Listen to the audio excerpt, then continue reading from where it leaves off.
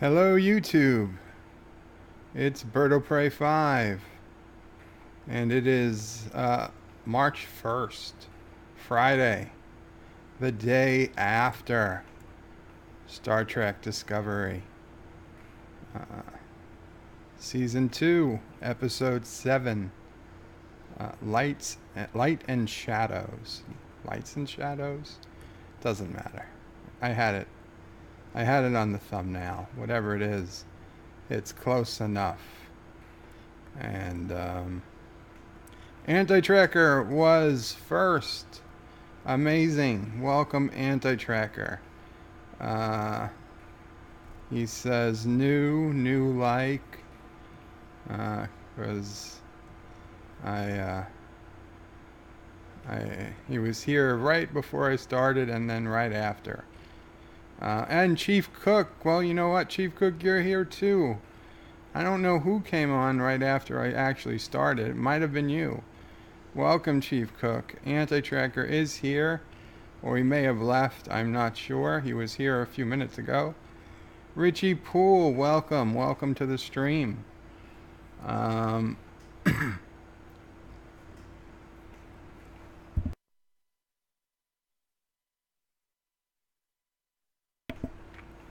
Excuse me. Thank you guys all for coming. Now I know Anti-Tracker has already done his live reaction to this episode of Star Trek Discovery. I've watched the episode once through in full to utter shame and anger. And I had to put out a first reaction video early this morning. Now I know Anti-Tracker actually enjoyed parts of this episode. To be honest, there were a few parts I did like some momentary glimpses of what this could have been. But then there was just so much STD-ness, for lack of a better word, that just came in, and it almost made it worse. It almost made it worse. I could more easily dismiss something that was just crap from start to finish, but when it's crap with like little pieces of I don't know, certainly not gold, but little pieces of useful, I don't know, wire, like an extra coax cable maybe you could use that you don't want to throw away, and it's covered in crap. You know, that's what we're at. So my thoughts, if you guys are good with it, I'm going to, what I did was I took a bunch of still images from the show. I'm going to display each still image for 5 seconds. There's roughly 470 still images. 470 times 5 is roughly equal to the amount of length in seconds that the episode was. So you're kinda going to be watching it in real time, no audio, but the stills behind me on the view screen, an actual view screen, not a view window, should change roughly as if you were watching it with a very bad frame rate. And I'm going to do commenting along the way. Anti-Tracker says, strange, my browser did not start playing until I refreshed.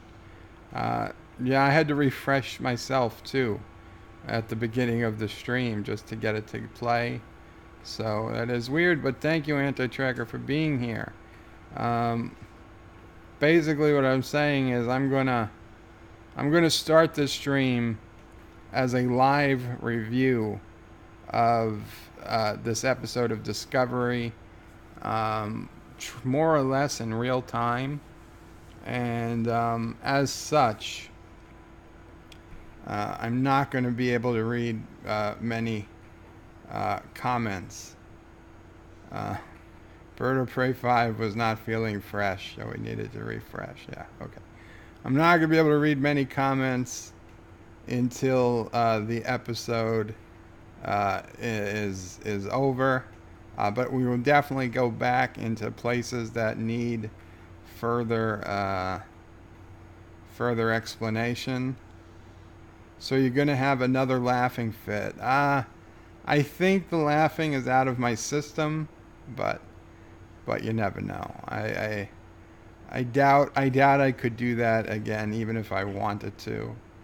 That would just be fake. But you don't know. I don't know. I don't know what's going to happen. I'm probably going to cry. Hi, Thomas. Welcome to the stream. So guys, I'm asking you, if any of you stick around, please, once I start the review, if anybody's commenting or whatever, just give them a heads up that I'm not even going to be looking at the comments until the review is over, and it's a short episode. There's less than 40 minutes of content, which for me, a 40-minute break in comments is par for the course. Let's face it. That's not even a bad day for me. So that's cool. Thomas, you're going to go to dinner. You'll be back. That's cool. Enjoy your dinner. And for everyone else, I'm just going to start this review. I hope it works out as planned. So we'll see. We'll see what happens.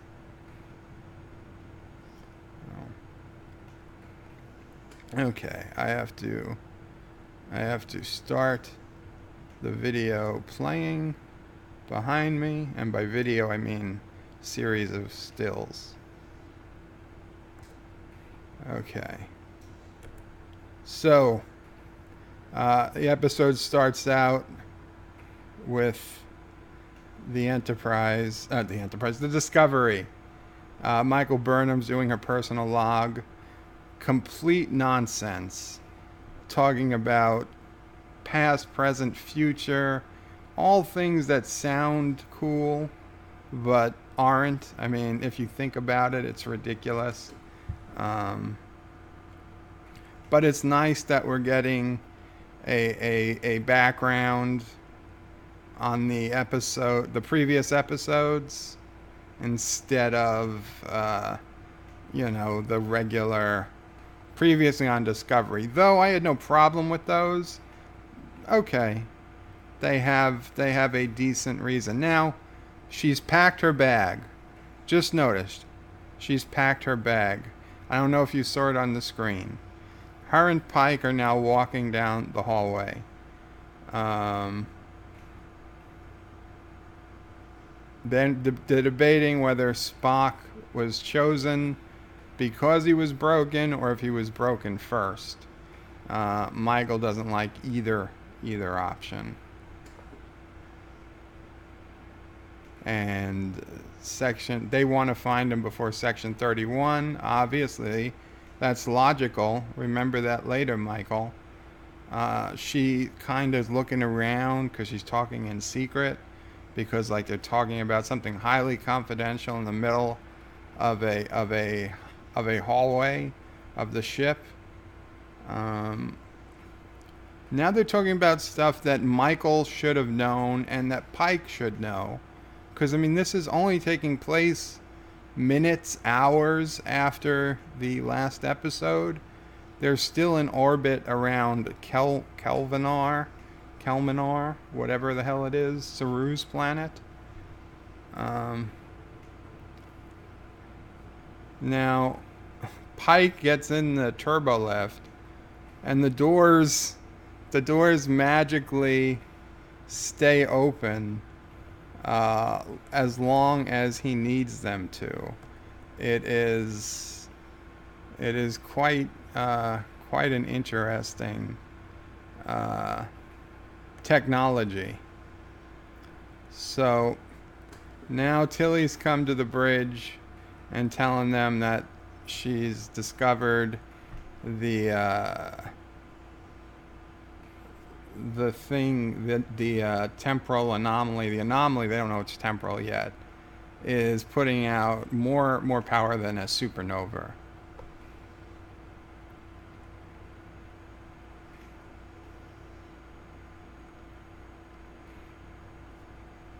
Okay, tachyon interference. So you got to get closer. And Tyler comes on asking where's Burnham. He wants an update. Of course, Pike tells him to shove off. Chair outranks the badge. All of a sudden, things go wrong. Some type of loop. The computer is caught in some type of loop. And Tilly with her what the frick.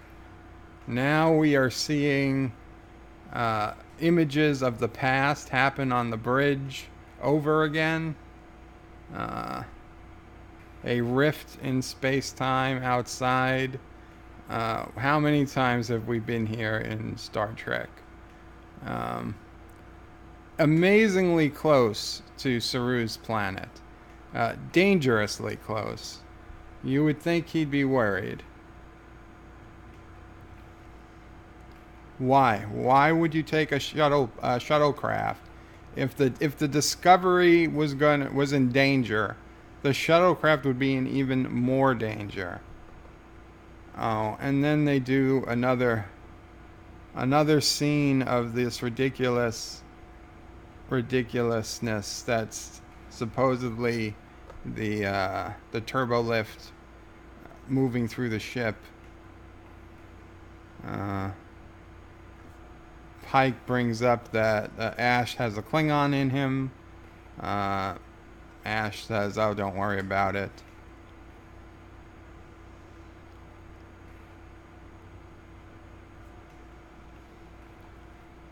Pike says, Ash says that there's no way to get rid of the Klingon. There's no way to get rid of him. He's inside of me. And there's just no way to get rid of him. And Pike says, I know the feeling. Which was that was a funny jab. Okay, so I can see already I'm talking too much. There is plenty in this episode for me to just go off on. So I'm not going to try to recap.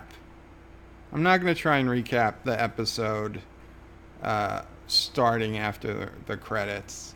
I'm just going to start talking when I am either very impressed by what's happening or very, very upset by what's happening. Okay, the recap mode, that's stupid. I mean, if you guys have watched it, great. If you haven't watched it, even better. I'm not here to do the recap. My own fault for trying to think I could do a recap and a review at the same time. This is going to be me commenting on what's good and what's bad. So, yeah. And they're on Vulcan. Vulcans never looked like this, at least not in the original series or the movies.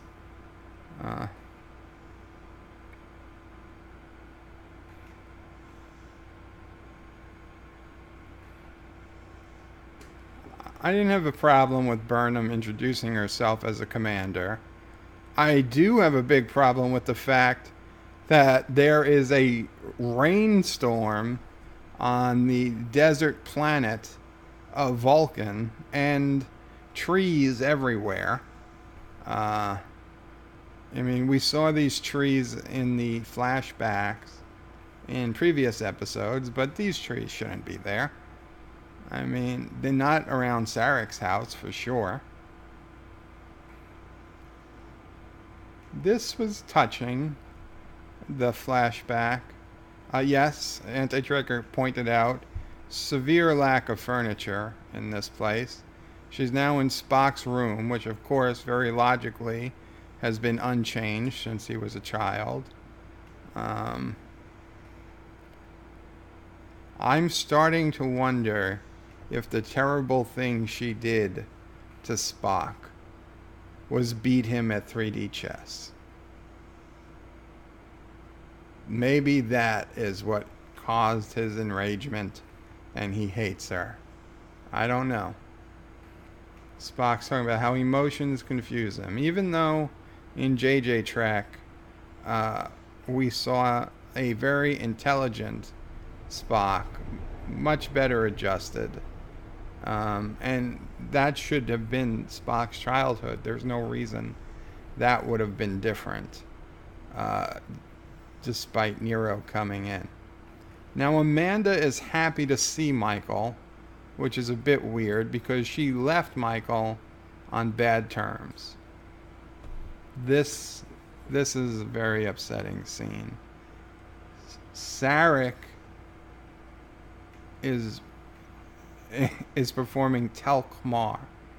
Amanda tells her, and Michael knew. Michael knows Amanda's lying, but apparently Telkmar is some mystical, faith-based nonsense that brings lost souls home. I mean, this is not Vulcan at all.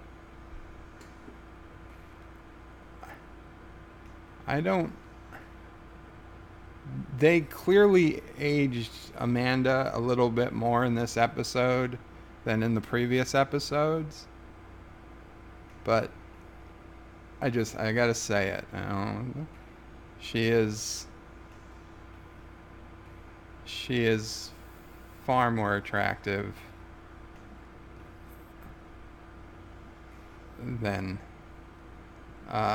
Spock's mother should be at this age. She's still much too young. But man, that is one attractive woman. And Michael did correctly guess that Amanda was hiding him. So this is like number 2 or 3 already. Tilly has used one of a metaphor. They turn the metaphors up well past 11 in this episode. And then Tilly also throws in, everything sounds cooler when you put time in front of it. Now you clearly hear acknowledged Mr. Saru transmission repeat 3 times. And it's clearly the same transmission, but the guy has to point out that it was the same transmission 3 times. Yeah, you didn't think that Pike actually said it 3 times in a row. This is a pretty cool scene. Pike looks back and he sees a ghost image of himself shooting Ash. Ash doesn't know it's happening. That was pretty cool. They launch a probe, which of course the shuttlecraft just happens to have room for a probe. I don't know if I've ever seen that before, coming out from under the floor of a shuttle, but whatever. I mean, this is pretty well... you should have expected this. The shuttle gets lost in the rift. I mean, if Discovery was about to get lost, we knew that the shuttle was going to get lost. Yes, we know if you move the ship any closer, the same thing could happen to you.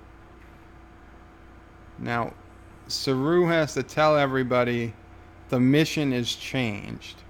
We're now on a rescue mission.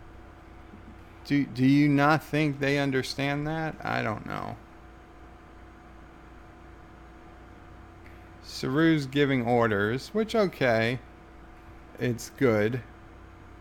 But, I mean, he's giving very basic orders, and Tilly is not so sure they're going to be able to rescue him.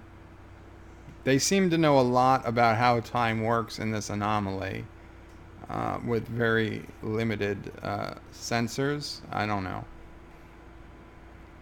Now Saru's going to pull out of his hat that Stamets is immune to temporal distortions, and of course that must still work because he still has tardigrade DNA. Absurd reasonings for that. So now we come back to Vulcan and Amanda. Now this doesn't look anywhere near the house, right? They took the shuttlecraft to this cave. This is not near their house. Okay, this cave does look Vulcan. This cave looks Vulcan. But, so we're to believe Spock has been living in this cave for days? There's no food, there's no bathroom, there's no shower. He's just been here for days. And Amanda's not even there with him. Nobody's there with him. How does that make any sense?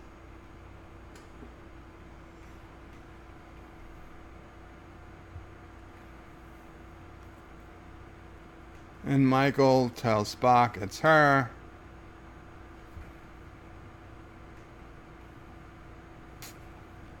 And I guess this would be a commercial break.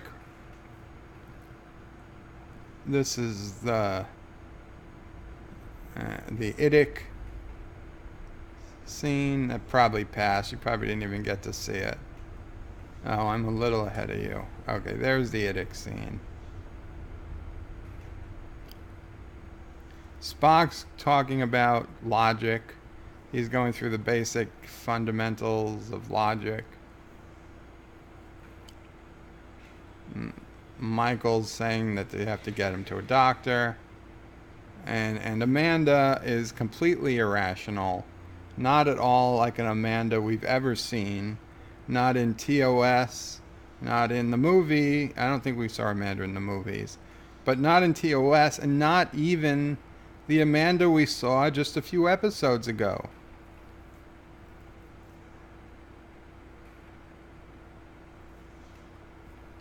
I mean, the Amanda we saw a few episodes ago was a rational, normal person.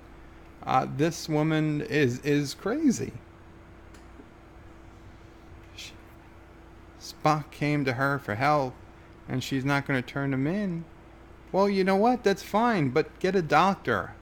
Right? They must have doctor-patient confidentiality on Vulcan or some planet.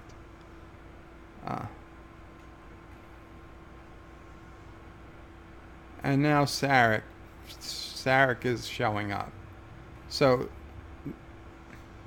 at first I thought Sarek just followed them and walked over to the cave. But no, remember, they came in a shuttlecraft. So Sarek took a second shuttle, landed it next to them, and then walked into the cave. I mean, yeah, it's possible. It just seems a little ridiculous. Okay, so now Pike and Tyler are back in the shuttle. They're fighting with the anomaly. Again, this whole past, present, and future all at once. Where are they getting this?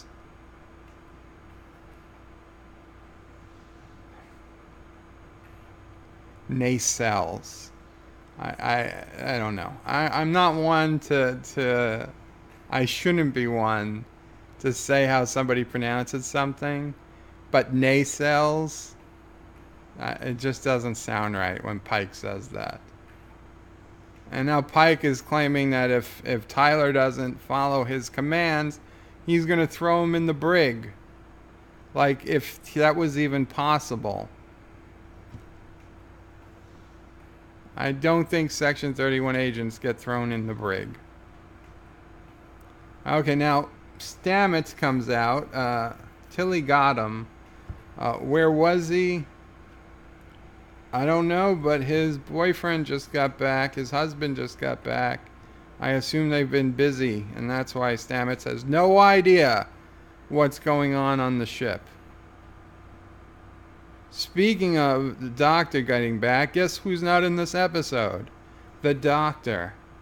Speaking of the doctor, aka Wilson Cruz, aka an entitled man baby who blocked me on Twitter without ever interacting with me, and confirmed bigot and sexist and racist. Screw you. Screw you, Wilson Cruz. I hope Ash kills you again in the show.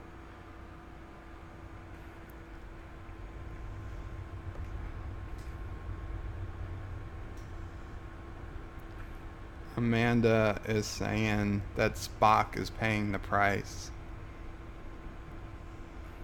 Like he always has. And Amanda's confessing now that she used to read Alice in Wonderland to Spock as a kid, and Sarek is not happy. Spock had human difficulties, learning disabilities.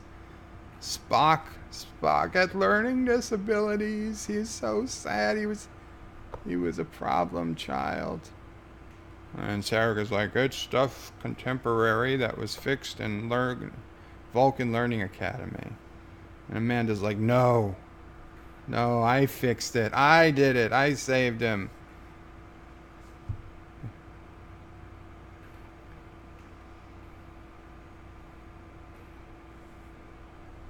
She had to read him a story about when up was down and left was right.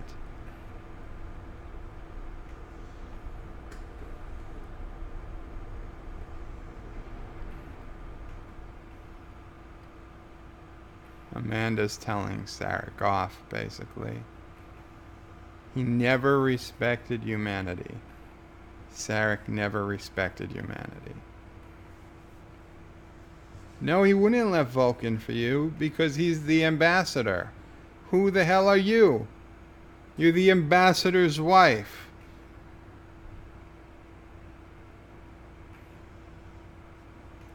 You kind of do live under his authority.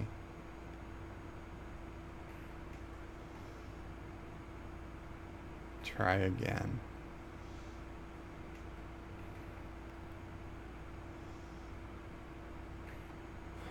And now Spock is quoting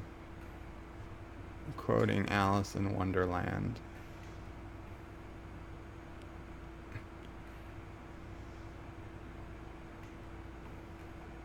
Sarek thinks he's regressing.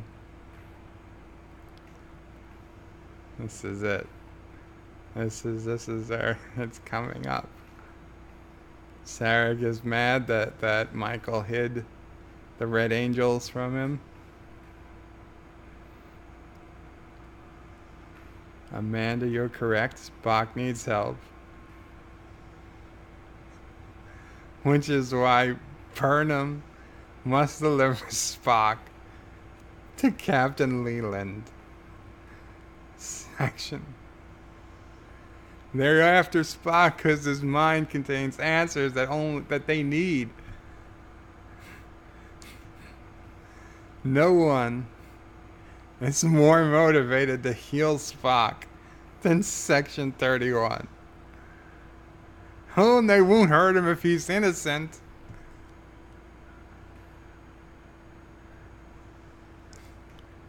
Her career, if she doesn't do it, her career as a Starfleet officer will be jeopardized. Again, jeopardized? She was in prison for life for mutiny. He refuses to lose both of his children on the same day.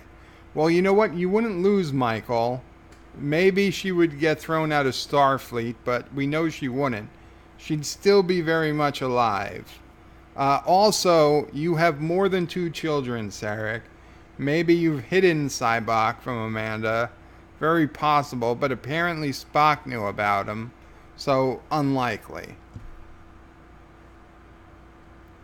The probe has come back to smash into the shuttlecraft, and now the probe is opening up like an octopus, and a super tentacle monster. I honestly thought at first that this probe was a good guy. I thought it was from the future, and I thought it was actually going to pull the shuttle out of the anomaly. But no, apparently not. So now, after a commercial break, we Burnham somehow made it to the Section 31 ship. Again, in just a standard shuttlecraft. So A, she was able to find a Section 31 ship. B, she was able to travel to it in seemingly minutes, because we know how much time is passing on the Orville. We know how much time is passing on the Discovery, and it's not days. She gets there in minutes or hours. And this is a big problem with both Star Trek Discovery and another franchise. The distances. Okay? Nobody's supposed to be able to get to the other side of known space in minutes, hours, or even days. It should be taking weeks, if not months, to travel the distances traveled here.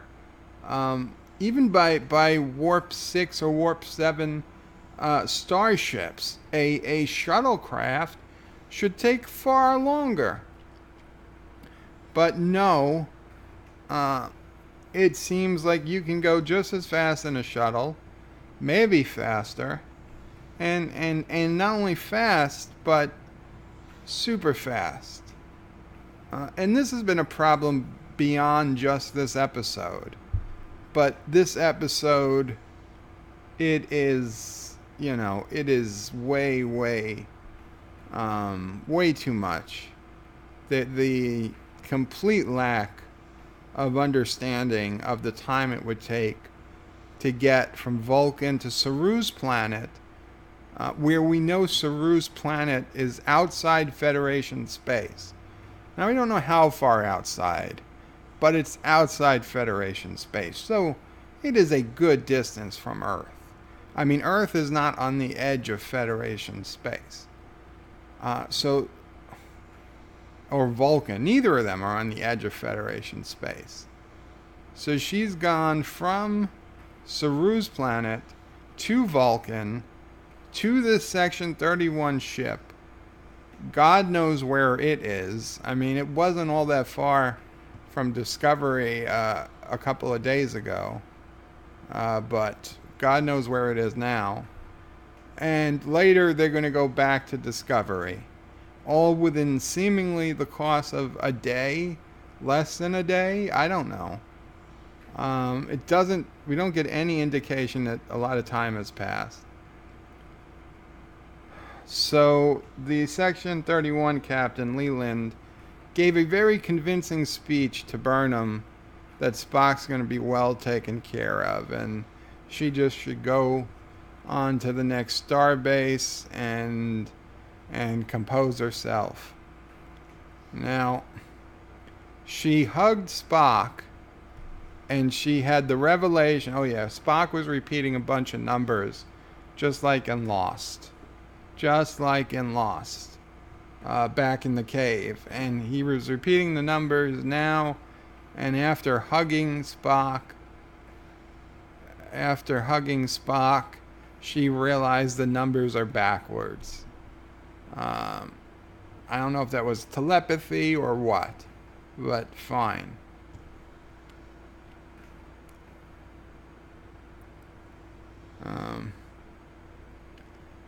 Tilly is talking about fourth dimensional math. Tilly and Stamets, I mean, just total nonsense. There's a board here that they're doing math, and this is well beyond, I mean, completely beyond the realms of believability.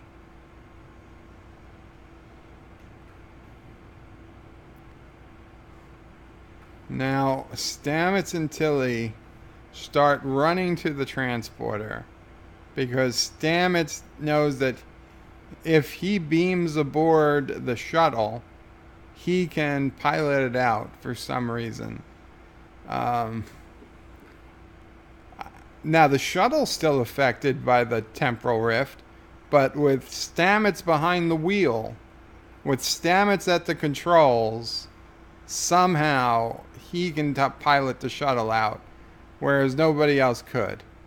So, okay, at this point, Pike realizes that the ghost scene he saw of him shooting at Ash wasn't technically him shooting at Ash, but Ash got hit by a tentacle from the space monster that became the probe, and so he shot at that. And then the broken piece of the tentacle magically jumped up and embedded itself in the shuttle's computers, or in the console, and the computer responded by saying data breach, because the computer knew it was being breached, I guess, but it didn't know enough to lock it out or delete anything. And of course the shuttle must have a complete record of everything that the Discovery has. Okay, so Stamets and Tilly go running the transporter. They have a big conversation. Stamets says, "Beam me on my mark." And guess what? He never gives her the mark. She beams him anyway. Seems to work out just fine.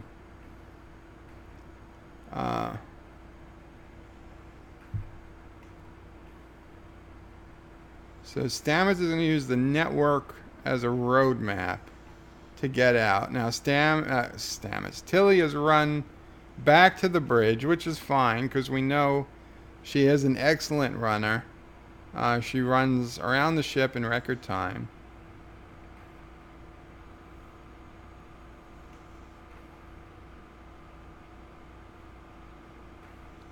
Stamets is now giving a report to Discovery that the probe has been modified and it's searching the computers. Robot woman is going to try to lock the probe out.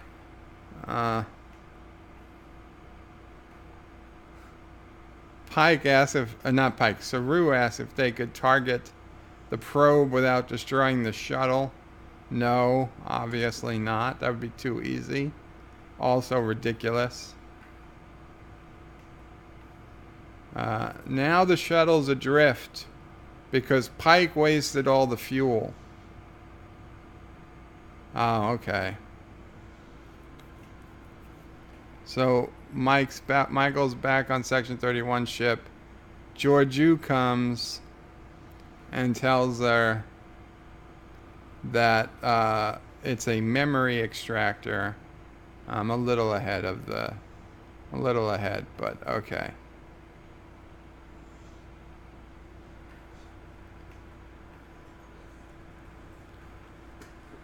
Ah, shit. Okay, so Georgiou is telling Michael she can't explain why she's helping Michael, but she does. So they have to have this fake fight, although Michael gets in a couple of legit hits. But basically, she says that she's got to get Spock out of here because they're gonna suck his brain out. He's gonna be destroyed by the memory extractor Section 31 is going to use, and that if she manages to get Spock out, it'll make Leland look bad, which will make Georgiou look good. which is good for Georgiou, and it's good for Michael. So now Michael takes the phaser and has to get Spock out. We've now jumped back to the shuttle again.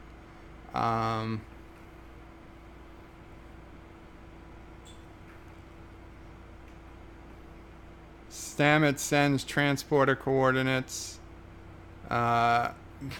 Tyler is bashing the probe with a wrench. I think it's with Mr. Miles' wrench. Why?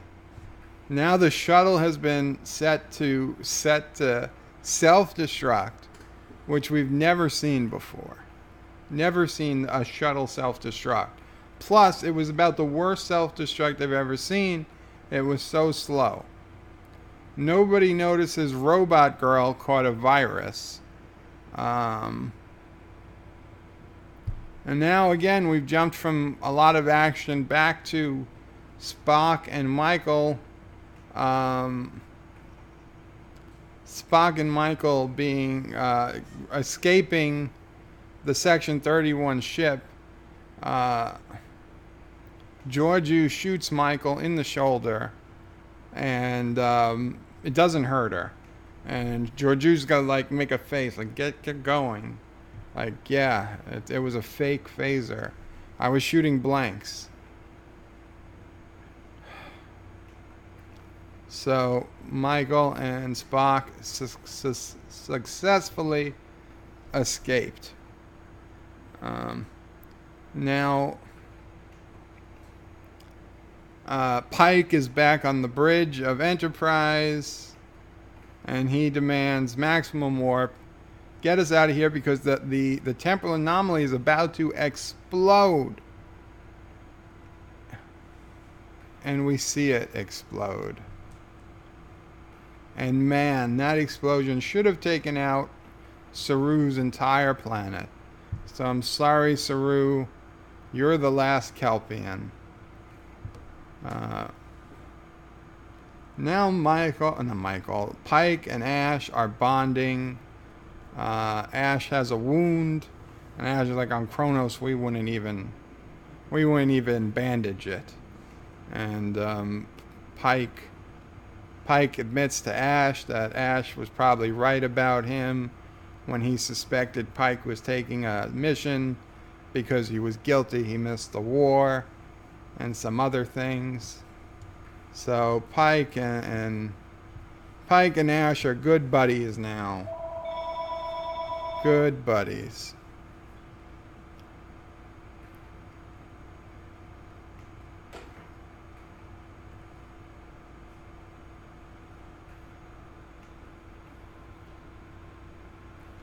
And Ash says, we're in the fight for the future.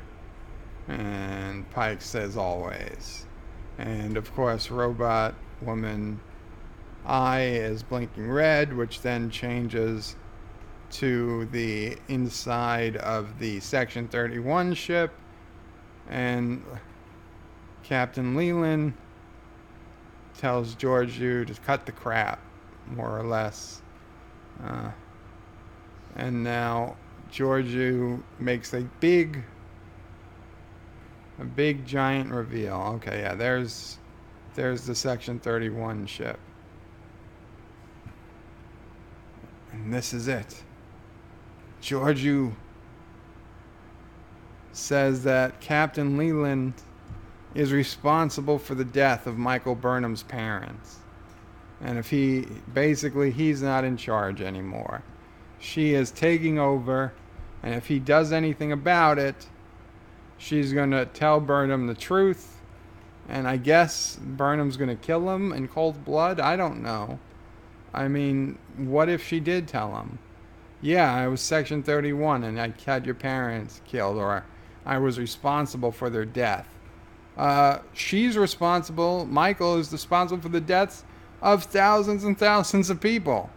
So I think, I think there's not much that she could really do about it. It's not, it happens. It happens in the military, especially in a clandestine organization. So now we're back on the shuttle. A fleet of Section 31 ships looking for Michael fell for the oldest trick in the book. They hid on an asteroid and powered down all the systems. Of course, they still had sensors working because the computer was able to tell them exactly when the Section 31 ships left the system. In fact, the computer says Section 31 ships are out of sensor range. Never heard something like that before from a computer. Oh, yes. So Michael puts the coordinates, the numbers into the computer. The computer realizes they're coordinates, and they turn out to be the coordinates for Talos 4. And Michael sets coordinates for Talos 4. So we've gone from the Discovery, which is at Saru's home planet outside Federation space, to Vulcan, and now to Section 31 ship, God knows where, and now to Talos 4. And all this in a Starfleet shuttlecraft. If a Starfleet shuttlecraft could do a 5-year mission on its own and explore the galaxy, why did they even build Constitution-class vessels? Just send out 100 different shuttles.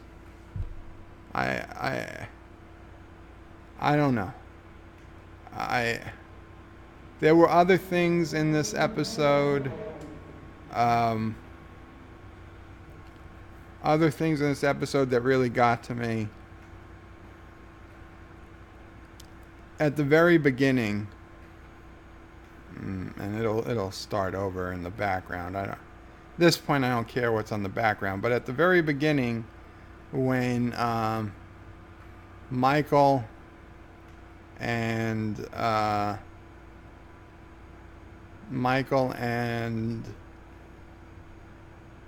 Pike are walking through the hallway, Michael says she hasn't seen her parents in a long time. She hasn't seen her parents in a long time. Sarek was on the Discovery at the beginning of the season. Right? The beginning of the season, which was 7 episodes. This is the 7th episode. So 6 episodes ago, Sarek was on the ship.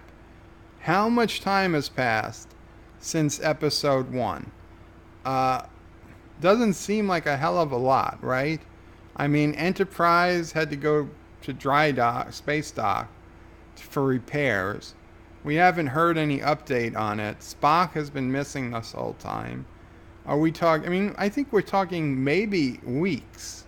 I don't think we're talking months or years. We're certainly not talking years. Maybe 2 months on the upper limit of how much time has passed since the beginning of the season. So really, and then Amanda was on the ship even more recently than Sarek. So how can Burnham say she hasn't seen her parents in a long time? I mean, her real parents, they're dead. She's not going to see them until the Red Angel brings them back to life. But she saw them just for a Starfleet officer on deep space missions, 2 months, 3 months. It's not even 3 months. I bet it's more like 6 weeks. That's not a long time to go without seeing your parents. I mean, that really just pissed me off. It was in this scene where they're walking through the hallway. I haven't seen my parents in a long time. Then there was some other weirdness. Back when we first get Spock in the cave, and he's nonsense, and we're hearing weird noises, and he's saying things, I would have sworn I heard the voice of Captain Picard, of Patrick Stewart saying something. And on the shuttle, let me see if I can pull up pull up the those things, and you guys can hear the audio. Maybe I'm crazy. On the shuttle, I could have sworn I heard Khan.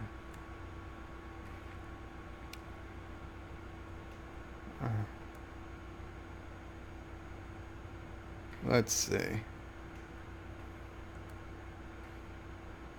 Let me try and pull up the sound.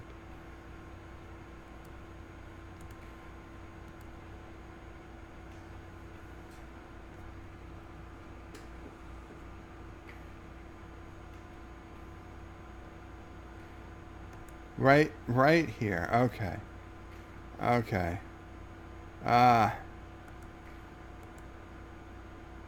Okay. I'm putting on the audio. You're not going to see the video. You're just going to hear the audio. So just listen.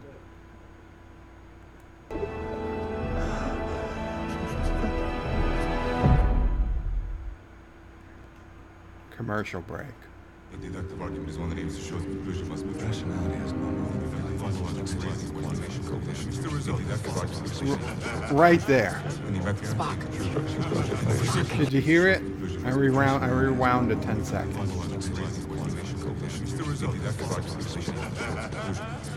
Spock. Can you hear me? One more time. Right there. Do you hear Picard? I heard Picard. I heard that sounds like Picard to me. I can't tell what he's saying, but it sounds like his voice has been thrown in there. I'll do it one more time.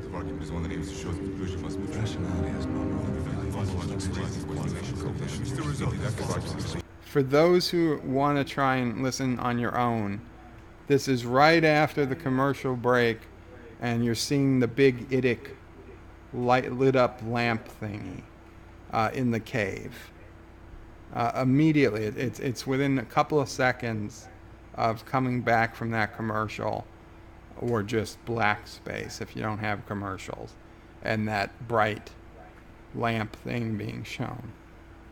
Now, for the shuttle, where I swear I heard them yell Khan. Let's see. This was early on when everything sounds cooler when you put time. I don't know. I believe it was right when Tyler and Pike get in the shuttle.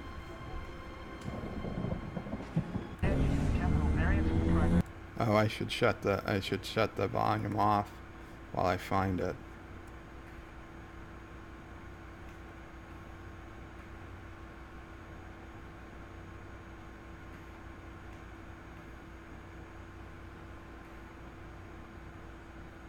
Like a diver rising to the surface, you don't want to get the time bends. Everything sounds cooler when you put time in front of it. Even Saru gives a no goodbye. Pike gets in on the fun, says a time rift. And now they have the fingers touch moment. Saru says avoid the aperture.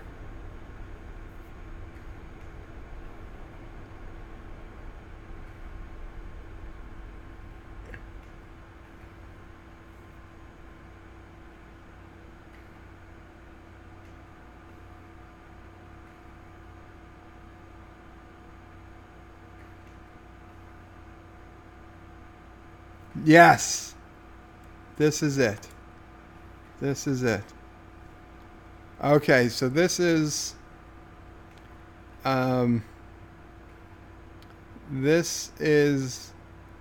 right after Saru tells them to avoid the aperture, and he tells them they're experiencing temporal fluctuations. And I swear I hear Captain Kirk yelling, Khan! So you listen, you tell me what you hear. Thank you, Mr. Saru. Registering full stop. Entering coordinates and launch sequence. Con! Did you hear it? Thank you, Mr. Saru. One more time. Registering full stop. Entering coordinates and launch sequence.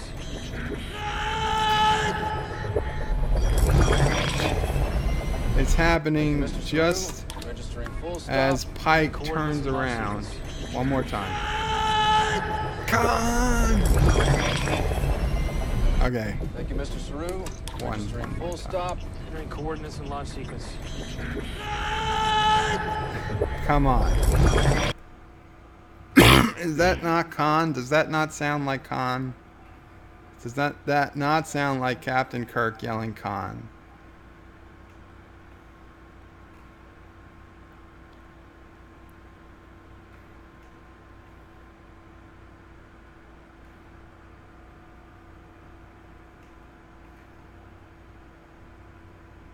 Nobody has any comments on if that was Khan?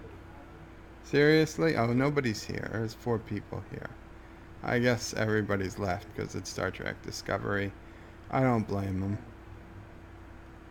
Okay, well, let me read the comments. Not a hell of a lot. Oh, maybe. Let's see. I probably shouldn't have reloaded the browser.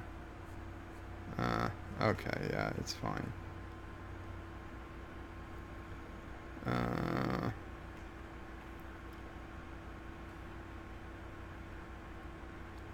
So, Stellar Star, welcome Stellar Star. Don't know if you're here. Stellar Star says voiceover speculating who is Red Angel, plus you see Burnham written on her bag.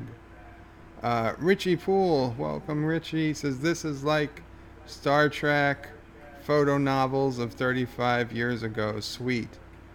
Stellar Star says lol chess.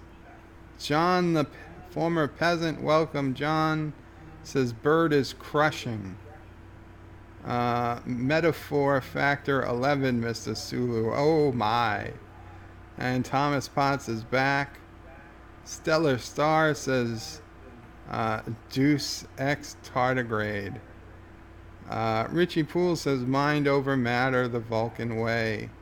Stellar Star says cave equal yet better than a motel, yet still better than a Motel 6. Thomas Potts says get Jet Reno. Yes. Where is Jet Reno? Jet Reno should be in this episode, right?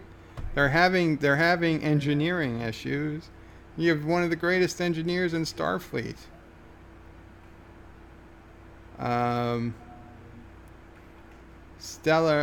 Star says she was in Star Trek 4. Amanda? Yeah, that's right. She was in Star Trek 4. Right. Spock is at the computer, and he's like, the computer's asking him how do you feel? How do you feel? How do you feel? How do you feel? And then Spock and Amanda comes in and says, What's the problem? And Spock takes off his thing. I do not understand the question, Mother. And Amanda's like, Spock, you're half human. The computer knows this. As your mind has been retrained in the Vulcan way, you may not understand feelings. But as my son, you have them. And Spock says something like, and Spock's like, I don't understand. And Amanda's like, Spock, would you say the needs of the many outweigh the needs of the few? And Spock was like, yes, that sounds right. I know that's not an exact quote. And Amanda's like, well then, Spock, you stand here as a mistake or whatever, because your flawed feeling human friends felt the needs of you, Spock, outweighed, their needs. And Spock starts to get it, and he's like, very well, Mother, since you deem them of value, the feelings. he will endeavor to get in touch with them or whatever. And then he goes and they start the greatest Star Trek movie ever made. The adventures of the greatest Star Trek movie ever made. Spock wearing a robe. He's going to Earth wearing a white robe. Who cares about uniforms? Nobody cares. They're on a Klingon vessel after all. They're all going back to probably get court-martialed anyway. Who even cares to put on a uniform? Doesn't matter. Stellar Star says, "Do what I say or I'm turning the shuttle around." Yeah. Richie Poole says, "Poor Spock." Stellar Star says, "I'm getting a space divorce." Uh-oh. Yeah. John the former peasant says, "Cybok is he who must be named Voldemort." Stellar Star says, "Sarek, I'm not losing my third child this week." Very good. John the former peasant says, "It's a small galaxy after all. It's a small galaxy after all." I assume in the tune of "It's a small world after all." But I can't make it work. Anti-Trigger says, hey, it's robot chick. Robot woman is the meaning. Oh boy. Thomas Lowell's. Thomas says that's where his wrench went. Yes, that was Mr. Miles' wrench. Tyler, for some reason, is beating... The Klingon in him is beating a super sophisticated 500-year plus advanced space probe that can move through no means of propulsion, no obvious means of propulsion, can just pick itself up and move around and embed itself in the control panel and instantly make some type of data connection.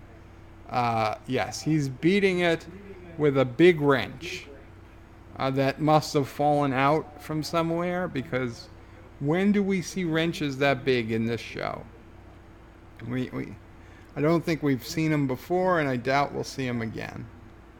But yes, we're going to bang this thing with a wrench because that's helpful. I mean, they're headed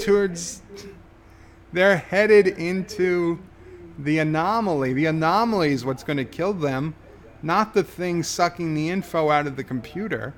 That's not what's going to kill them. Anti-Tracker, I guess he realized he was backwards, or he just said it again. Dang it, it's robot chick, not robot girl. Sexist. Thomas Potts says, as Thanos said, you should have gone for the head. Yeah, they should have. Stellar Star says, Burnham, I hope Georgiou put the tractor beam out of commission, or this is going to be a real short trip. Very, very true. And we know they have tractor beams because they used it to track the Discovery out of the My Serial Network 2 episodes ago. But no, maybe their tractor beams require those pods to be launched for some reason. Anti-Tracker again says, robot chick, dang it, you are stupid. Stop being such a sexist chick. Thomas says Burnham will convince him to kill himself. Stellar Star says she means Sarek and Amanda because she can see into the future. Richie Poole says, could this episode have been any worse? Richie, I think it would have been very difficult to. Anti-Tracker says he liked it. He didn't think it was so bad. Thomas's Anti-Tracker just got a DMCA. Richie Poole says that's not saying much, Anti-Tracker. Anti-Tracker says, I think the drugs are kicking in. Stellar Star says, I think Picard is saying, come this fault me? Coming this fall, me. Yes. Coming this fall, me. Richie and Tilly wants to be captain someday. Not a chance. I'd say it's not looking good. Captain Killy, a lot better than Captain Tilly. And Thomas Potts says, Anti-Tracker, can you use that website that lets you see dialogue to see what the voices are saying? I doubt it, because it wasn't in... I watched it with the closed captioning on, and it wasn't in the closed captioning. So if it's not in the closed captioning, I'm 99.9% sure it's not going to be in the script. Stellar Star says, new Picard show is called Time Picard. That would be funny. Anti-Tracker says, Thomas, not for STD. It's not in the system yet. Richie Poole says, we're here. Stellar Star is happy. Thomas Mean says, I meant Reno, Ken, Dr. Spock. Anti-Tracker says, the con was just Ash yelling, ah. I don't know. Richie Poole says, Dr. Spock, the child psychologist. And Thomas says, please try to read this. Ashnag Derbesfook. Ashnazg Gimbal Ashnag. I don't like all these words. Ashnag the Kuvag Burnsham Ish Kimpolstol. Kimpoltol? Okay, well, I'll try it one more time. Ashnag Derbatakuk. Ashnag Gimbatul. Ashnag Thara Shatukya. Ag Burznam Ig Computal.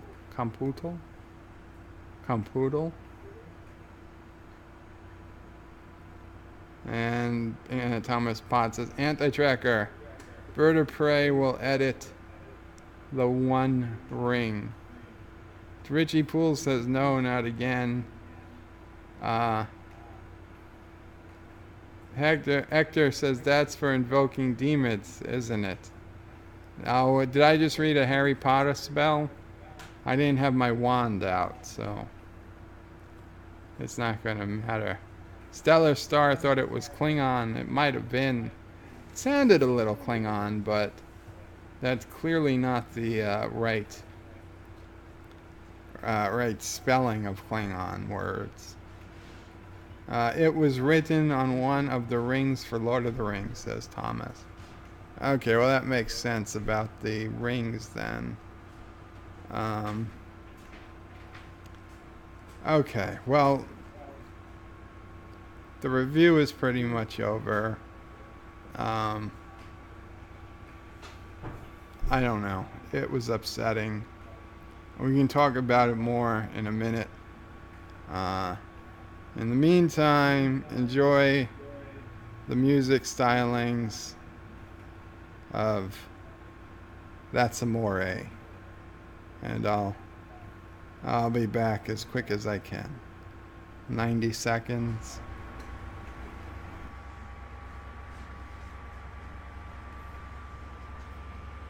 Very, very Italian. In Napoli, where their love is king, when boy meets girl, here's what they say.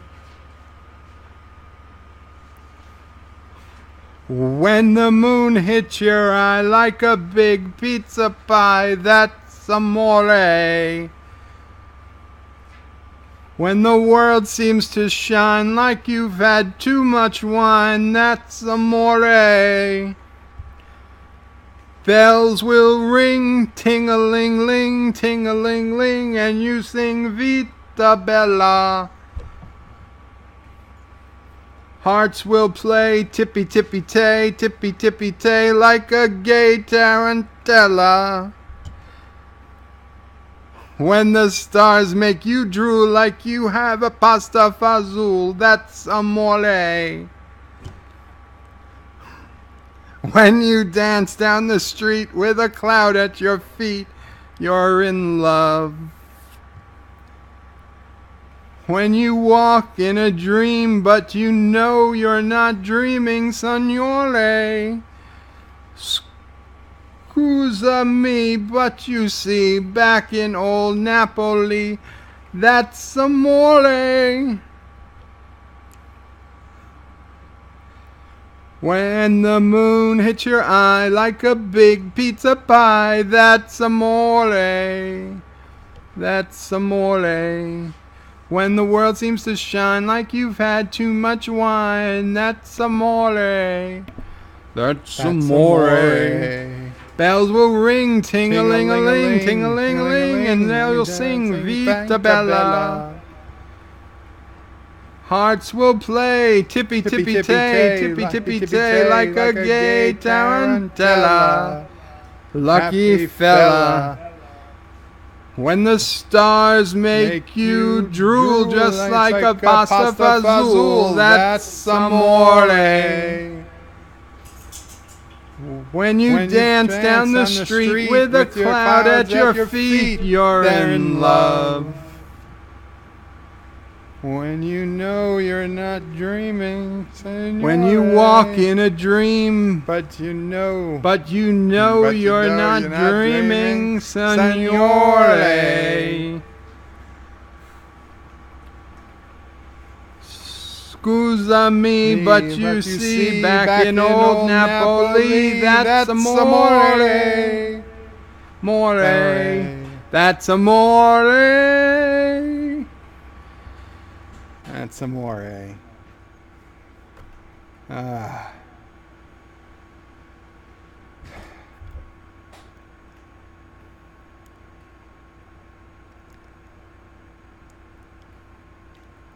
Hector says, but in the way he enunciated it, it was probably will convert in a Turkey?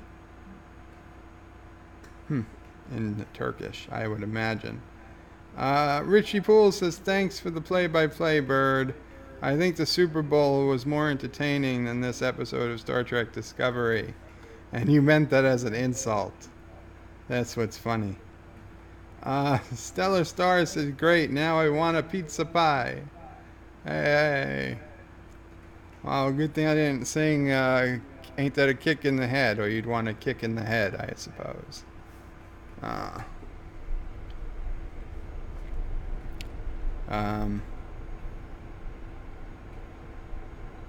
When you walk in a dream, but you know you're not dreaming. Oh. You know, it's funny. Completely honest. I think I've said this before. 95% of my dreams, I am walking.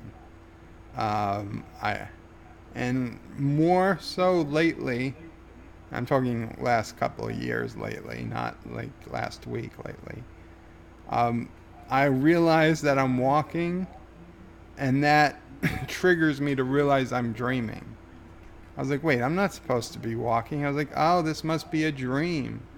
And then I will usually just try to enjoy the rest of the dream. I had some experiences with lucid dreaming. I used to be so much better at it as a kid, as a teenager, young teen. And then when my grandfather passed away, it emotionally hit me, and I completely lost the ability to lucid dream for decades. And it wasn't until these last few years I've been able to occasionally lucid dream, but even in them, I do not have the powers I had. I mean, when I was a kid, I had the powers of Q. I could do anything I wanted. And we know what young teenage boys want to do most of the time. So that was easy. That was good. But as an adult, I don't have the powers of the Q. Even though I know I'm dreaming, I have to work within the confines of that dream. So if I want to drive a Jeep, I cannot make the Jeep appear, which I totally could do as a teenager. I could just make whatever I wanted appear almost at the snap of a finger, but I didn't even have to snap my finger. I just had to say, make Jeep appear, and boom, there'd be a Jeep. So as an adult, if I want to drive a particular car, I can't just make it appear. I have to literally walk through a parking lot or walk down the street and find someone with a Jeep and then Grand Theft Auto style pull them out of the Jeep. Now I know it's a dream, so I know I'm not going to get hurt, and I know I'm not hurting the other person, but I literally have to Grand Theft Auto style pull somebody out of a car and then get in the car to drive it in a lucid dream. And yes, I say this because I've actually done it in the dream. Not in the real world, obviously, because I would mean I could walk and I wouldn't have to resort to that. But, yeah. Hector says, I thought you only dreamed about driving a Jeep. Well, I'll be honest. It's one of the things, yes. Richie Poole says, those sound like good dreams. Hector says, oh boy. They sound even better drama. They sound like even better dreams. Hector says, yes. Grand Theft Joe. Very, very cool.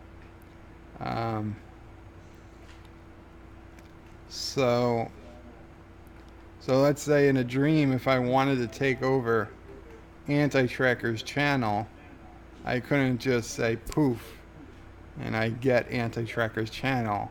I'd actually have to get on a plane, fly to Tennessee, look up Anti-Trekker in the white pages. I assume they still have those in Tennessee. Find him and Grand Theft Auto style, take over his house and then sit at his computer to take over his channel. Hector says, when is the Orville review? Hector, in the spirit of this nerd world, this small piece of the nerdosphere that I am a member of, I am going to hold off doing Orville review until Saturday or Sunday or next week, because a lot of people haven't seen it yet or are waiting for Anti-Trekkers, and it just seems kind of, I wouldn't want somebody to get spoiled or spoil it for someone by going ahead and giving the review. But I'm going to tell you, and I granted, I watched JP Egotastic Fun Times today. First reaction, I heard people on Anti-Trekker's stream, and I didn't watch Neurotics yet, but I have it saved. I have it queued up. You're damn right. Everybody I've heard has been saying it was a great episode. JP of Egotastic Fun Time, no spoilers here, but he went so far as to say that he thought it would be hard for it to live up to his expectations, but it did, and it was possibly the best episode of the Orville ever, and I could not disagree more. I honestly thought it was possibly the worst episode of the Orville, and I would love to debate it with Anti-Trekker or anyone, because I'm looking at it, and I'm going to be honest, I use the same glasses or the same logic I use to debunk and criticize Star Trek Discovery I use for the Orville, because it's only fair. I'm not going to use a different set of standards for the Orville, and no, I cannot. There are so many things in this Orville episode that really upset me. I thought were real signs of just completely lazy writing. And the Orville writers are so much better than this, that it really weirded me out that they could not only drop the ball. Like, I wasn't expecting the episode to live up to my expectations, because I knew my expectations were absurdly high, but I expected it to keep some minimum level of quality. And in my opinion, the quality level wasn't there. Now, the production value, the scenes, the spaceships, without going into details, beautiful, beautiful. No problem with that stuff. I mean, it wasn't a production issue. It wasn't a special effects issue. It wasn't a sound issue. It was a writing issue. And the story is just poorly written, in my opinion. There are too many things I cannot just accept. There's too many. How do I put this without spoiling it?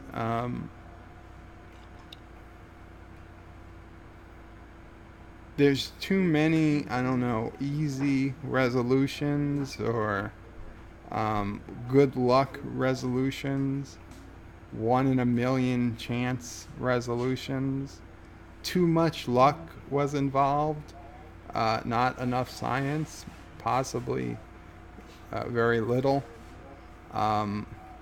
It's one thing if you take one really long shot chance in an episode and it pays off. Okay, it's another if you take 15 long shot chances in an episode and every one of them pays off. And then there's just absurdness that makes zero sense whatsoever, and I can't wait to tear into this thing, because I'm curious what the people who love it, what they're going to say. How are you going to defend this to me when, in your own words, if this was a Star Trek Discovery episode, you would be crucifying them, I believe. I certainly would be crucifying them for these mistakes. And I just did. I'm not going to let the Orville get away with something that I would call Discovery out on. And I think it's only fair, and I don't know. Listen, I'm going to keep watching the Orville. It's still a great show. To me, it was one bad episode. And, life goes on, and I'm sure by next week and the week after, we'll be back to where we were. But it was disappointing. It was the first episode in a while that I watched live, as opposed to watching it the next day or without commercials or something. But yeah, no, it you and JP should debate it. That would be fun. I would love to debate JP, Richie Poole. I would do it in a heartbeat, but I don't think JP gives a shit about me. He's a nice person, don't get me wrong, but he's got 20,000+ subscribers. I'd be lucky if I still have 200 after today. We're not in the same league. Anti-Trekker, he's kind of friendly and kind of friendly. He's very friendly. I'd say we're friends on at least. We've never met in person, but I'd say we've got to the point I'd call him a friend. And he's very nice that he lets me on his show, and he talks about my channel, and he does all those things. So that's great of him. But JP and I are not friendly. I mean, we're not friendly. I do go on his show. I've given him super chats in the past. He probably knows the name Bird will Pray 5 because he's seen it a couple times. He's said Qapla to me. I've tweeted him a couple of things. But I seriously doubt he has any interest in debating me, because who the hell am I to debate him? But I would love to, because man, I watched his review, or his first reaction today. He does his first reaction in his car. Now, it made sense when he was working that he was doing it in his car on his lunch hour, or at least that's what he was claiming. But he quit his job. He doesn't work anymore. Today was his first day of not having to go back to work. And so, I mean, he didn't need to do it in his car. Now, don't get me wrong. I get that doing it in his car means he has to do a lot less editing later, because he doesn't have to worry about graphics or anything else. So I get that reasoning, but it just seems a bit weird to still do videos in your car when you don't have to. But you know what? I'm probably jealous, because you know damn well if I could get into my Jeep, half my videos would be me in my Jeep. Maybe 3/4. I'd totally have a dash cam, and there'd be videos every day of what I saw while I was driving around in the Jeep.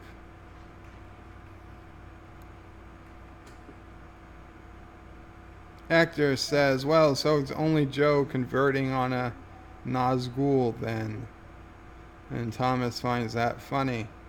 Hector says, but in the way he Oh, right, I read that. It was probably turkey, giant pizza, want a pizza.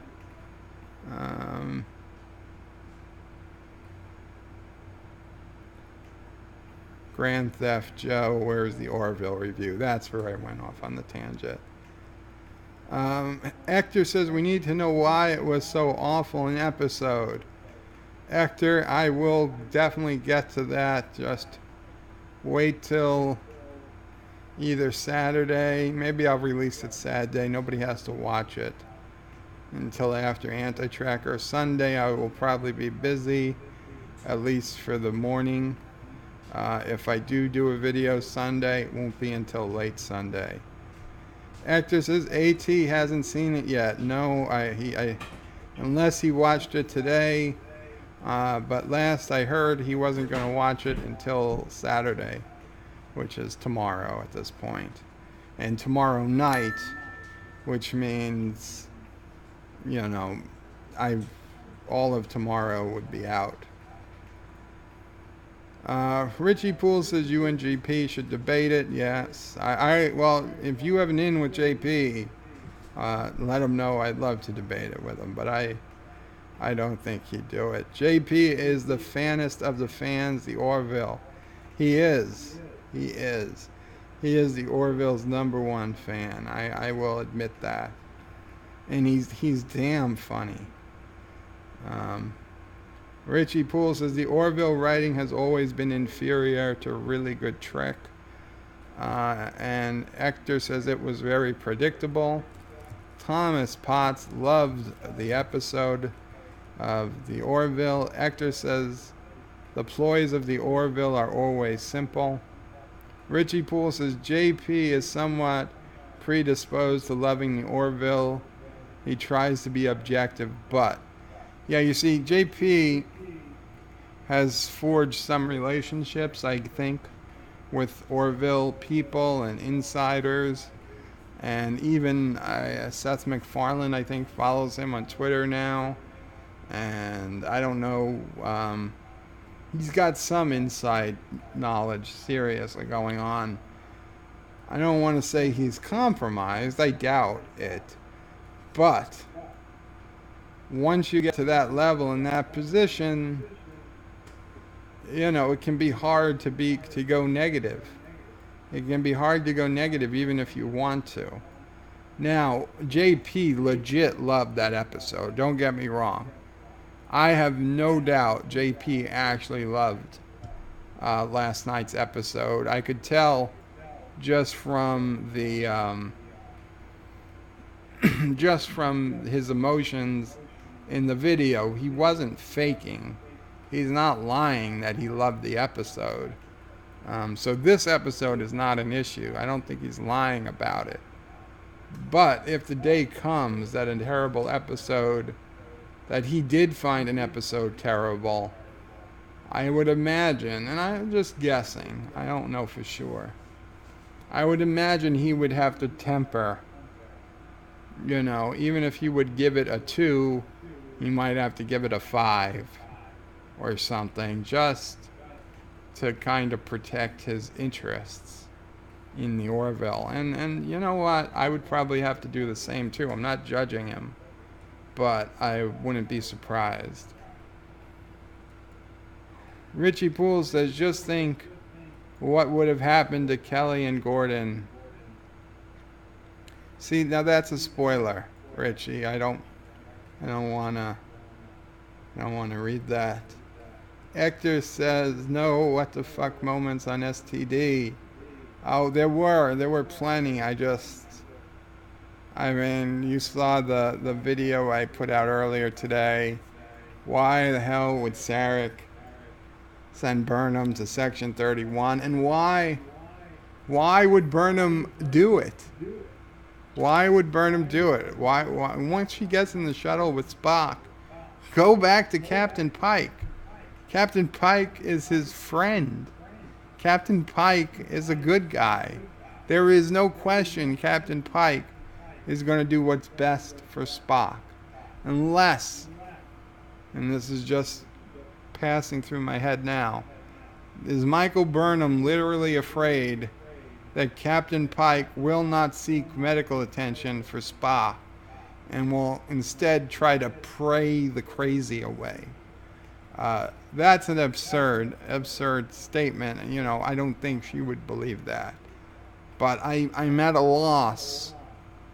I'm at a loss to figure out why would she bring Spock to Section 31 instead of Captain Pike, when Captain Pike was as much in charge of finding Spock as Section 31. It was a joint mission. They both have the same goal.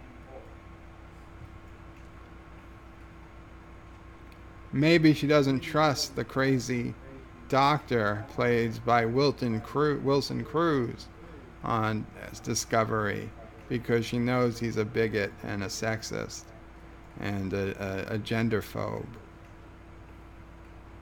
and an entitled man baby who blocks me on Twitter without ever interacting with me. Maybe that's the reason. Thomas Pod says, I think the krill in the neck. Okay, I'm not gonna. Yes, it was full of plot convenience, and that really took away from it. Maybe Monday, if AT finishes the Orville, you can debate with him. I'd debate with Anti-Tracker if he's up for it on the Orville, because he seems to really. Well, let's see. He hasn't seen the episode yet.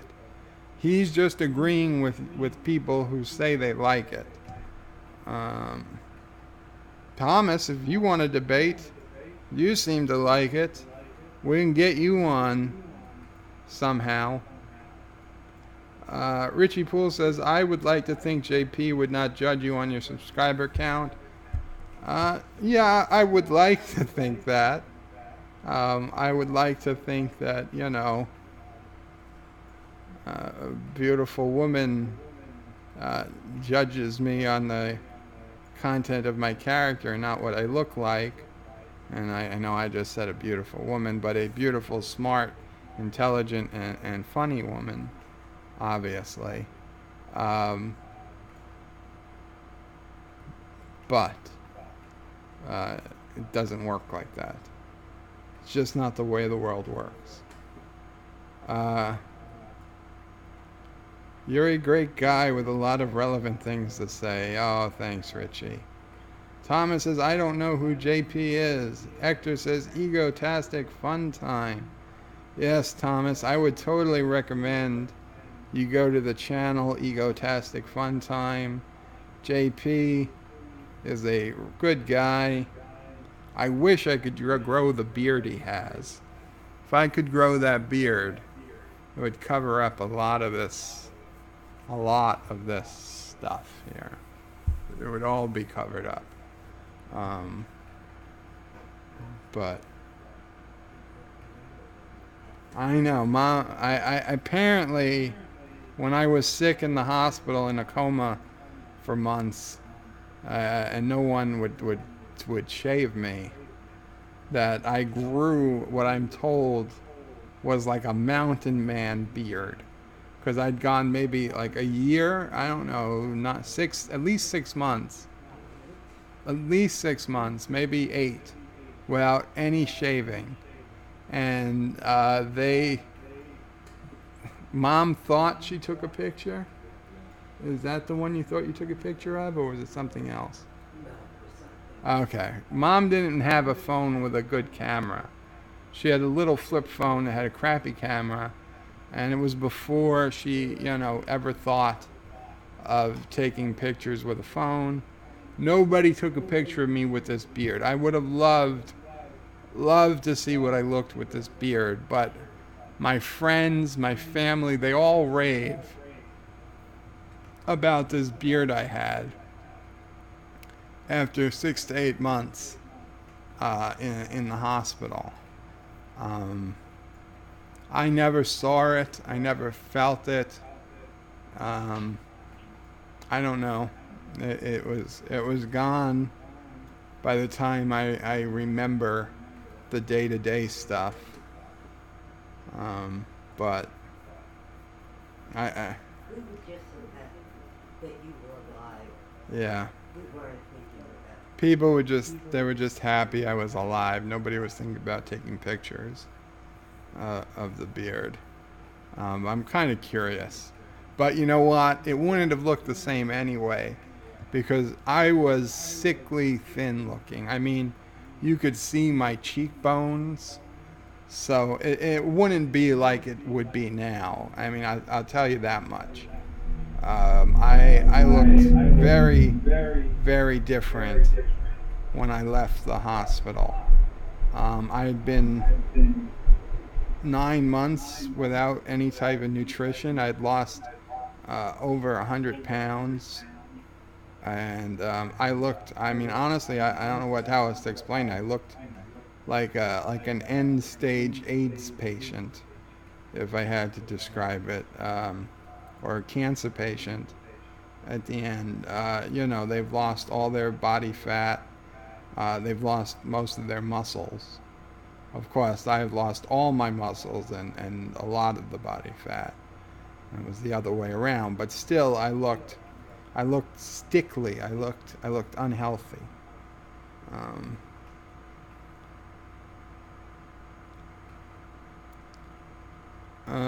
Robert Knowles, welcome, Robert. Welcome to the stream.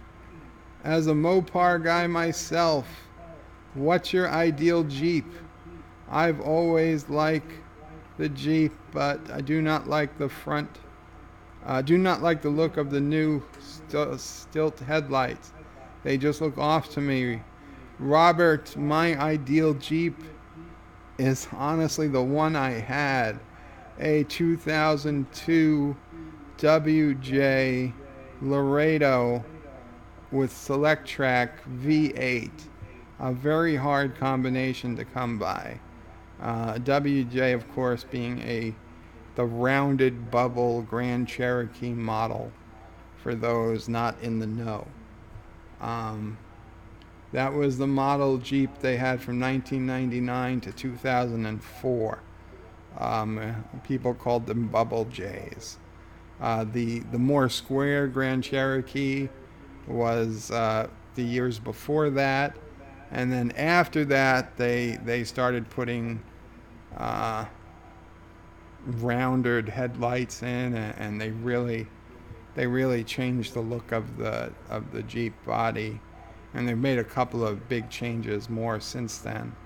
But the 2002, so like anywhere between 99 and 04, I had a 2002, the V8, and the Select Track. Was very hard to get in the Laredo style with upcountry suspension. Usually that combination only came in the Limited, but the Limited had the same color cladding as the paint color, which, was okay, but I preferred that gray plastic cladding to the contrast the paint color, which for myself was gray gray asphalt metallic, I believe, something along those lines. A very distinguished grayish but shiny dark gray color. And then I of course I put on a brush guard. I put on some additions to the tail light to separate each segment. I put a sticker over the third brake light that blacked out and had stenciled in just the word Jeep. So when you press the brake, the third brake light just lit up in red and it said Jeep instead of a full light. And I cut out the most ambitious project I did. I cut out behind the center console. I had the whole thing ripped open, and I bought a computer, a full computer that fit into the center armrest, which I also had to rip out to make more room. I cut a hole. I fit this computer in. It had I hooked it up so it was powered from the battery, and I put a touch screen, a 7-inch LCD touch screen, which I created my own rail system so that the touch screen could be slid back into the console, back into the front center console or dash, like right below the radio of the Jeep. Right below the radio, there was two air vents, and then there was some empty space. So in that empty space, I put this. I could show you pictures. Oh,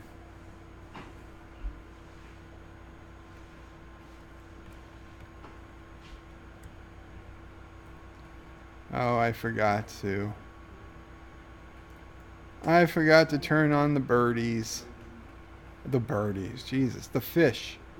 I forgot to turn on the fish.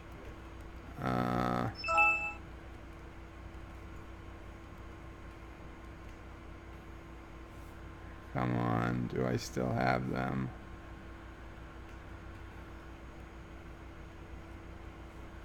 There we go.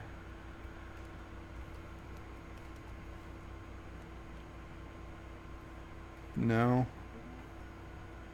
God damn it.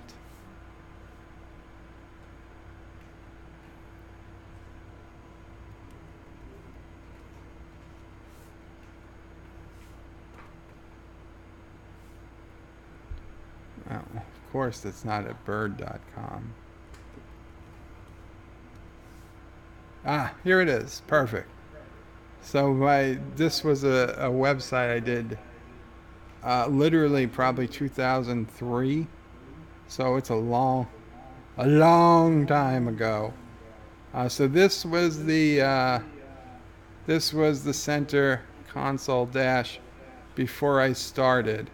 And what I did was I ripped this open, I cut these out, and I put, you'll see. I had to literally cut out these vents to fit things in. And then I got this opening, which was perfect size.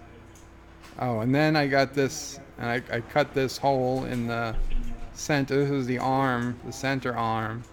And this is a full-on, I don't know what it was, a Pentium 2 or something. Whatever they had in 2003. With a DVD drive. So I could watch DVDs if I needed to. And this was a mobile. This was a PCM CIA slot with mobile Verizon internet. So not only did I have a computer, I was internet connected. I had a computer connected to the internet in my Jeep in 2003. Years, decades before this stuff would become standard in new cars. And in here, oh, this is the receiver for a wireless keyboard and mouse. And okay, so this is the screen that's where it's in the pushed in position. And oh, I added this thing up here on top. This is Velcro, and you'll see the Velcro I put on the top of this screen, because it's going to come out on rails, and there. It's stuck. Now, granted, I couldn't reach the radio while it was on, but, you know, I would just set the volume to be right. And I put a custom Windows loading screen, Windows WJ Jeep Edition, and only in a Jeep logo. And this dongle was my GPS, because I had a full-on GPS program. And granted, I know this looks like crap for today because every car has this stuff built in. But this was a 2002 Grand Cherokee. The biggest GPS device they had for this car had a 3-inch screen. This is a 7-inch screen. And the screen that it came with, the built-in one, was not touchscreen, and it was really cheap. It had very small map, like you only have like a quarter of the country or a third of the country. No, not even a third, a sixth. A sixth of the country. And if you wanted to buy more maps, they would cost like $800 each. Meanwhile, this was a $39.99 program called the Lorme Street Atlas, and another $99 for the GPS unit. And it had the complete coverage of the United States. And yes, then I got a custom touchscreen where I could, I had all my MP3s. I had South Park. I had every South Park episode at the time digitalized and on the hard drive. I had Winamp as the MP3 player. I could play my music. I could play my MP3s. Beautiful screen. Man, this was... I mean, I'll grant you, it could have used a little finishing and cleaning up. But the hard part, the fact that I could get this to so perfectly slide in and out of this space, and like, you know, so when I was parked, you know, it was flush in there. The only thing that really pissed me off is, you see in this picture, this piece has the wood, the foxwood, finish, and by this picture it doesn't, because this actually broke. I don't think I broke it, but in the days that it took me while all this was happening, this stopped working. I had to swap it out at the dealer, and of course they didn't have Oh, and these two things. These are custom drilled. No, down here, this one. Right down here, this one thing right above the cigarette lighter. This is an auxiliary in, custom drilled by me. And you could just stick your MP3 player or whatever unit with an auxiliary with a audio jack right into there, and it would play through the radio. So that was something. Again, that was nice and custom. So yeah, I mean, I had this car apart, and we also, me and my friend, we put on a brush guard, we put on a rocker protection. It was, I don't want to say it was serious off-roading, but it was a well-equipped Jeep. And that thing, you could, I gotta bring up more pictures.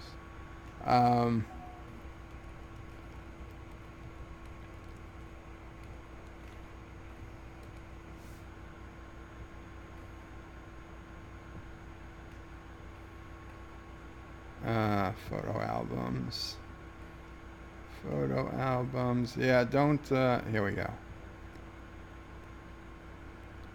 You could just point this thing in the snow. Okay, this isn't the picture I want, though it is a nice picture. Maybe this is the wrong year. No. But look at this. Look at this. Is this not a beautiful Jeep? Honestly. Can you not, do you not see why I love this Jeep so much? Look at this. This is custom. This thing over the headlights. There's that sticker over the third brake light. The brush guard, the rocker protection is under here. You can't see it. Custom tow hook emblem. And man, like I said, you could just point this. Doesn't matter how high the snow was. Look at this. This is what, 2 feet of snow, maybe more. And granted, okay, you say, oh, there's 2 wheels are on the pavement, and yeah, that's true. 2 wheels are on the pavement there, but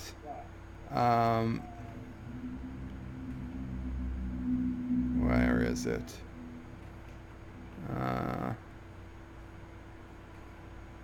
No, not here. Well, here it is in the brush.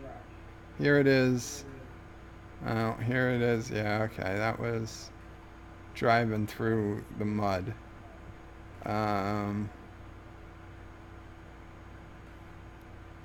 It's got to be a winter one. Was it Thanksgiving 2006? No, there's no snow in 2006.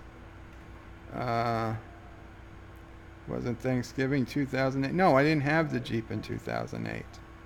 I did still have it. No, no, this was my Infiniti. This was my QX56. No, that's my friend's Jeep. That's my friend's Jeep. I did not have my Jeep by Thanksgiving 2008. Yeah, this was Charlie Dog. Yeah, that was my sister's Beagle. There's the Infiniti. There's the QX56. That's what I traded the Jeep in for. And as much as I loved my Jeep, and I did, I will tell you, the QX56, 100 times more comfortable to drive. Also, like twice the freaking size in every dimension. Maybe not twice as wide, but damn, it was much, much bigger. There's Charlie and Bailey. Where's the pictures of the Jeep? Okay, well, it's not. That's my friend's Jeep. This is my friend's Jeep. This was us. That was my friend's X5, and we were using it to pull sleds around in the snow. This was a castle cake my sister made for me, and she got very, very pissed off when I didn't want to eat it. I wasn't into cake. I'm not a cake person, not usually. And when I do eat cake, I like it cold, and this cake was still warm. And this is me. This is old Berto Prey 5 when I could still walk, and I was out tired. My friends were all around me. This was probably late at night. I fell asleep.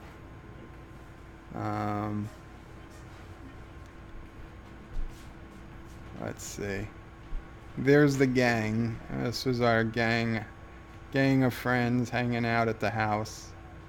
It's where we used to go most Thanksgivings, and sometimes during the year. There's a good picture of Charlie Dog. You got me started on the pictures. Okay, this is my friend's Jeep that got stuck. I think if she had gone faster, it probably would not have gotten stuck, but whatever. What do I know? I'm only the guy who didn't get stuck most of the time. I need to find the picture I'm talking about. Damn it. Okay, so cold. November 2002, I certainly had the Jeep, but no, there was no snow. But look, this is again in the woods. Oh, and this is when I had a New York State. My dad had gotten this. I don't know from where, but somebody who owed him a favor gave him this. I don't know what this was. It was like a New York State trooper or a New York State judge, some type of legit, not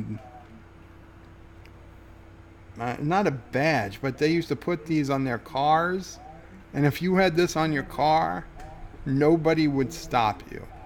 I mean, it was like carte blanche. I could probably run over somebody, and they would see that and they'd say, "Oh, have a good day, sir."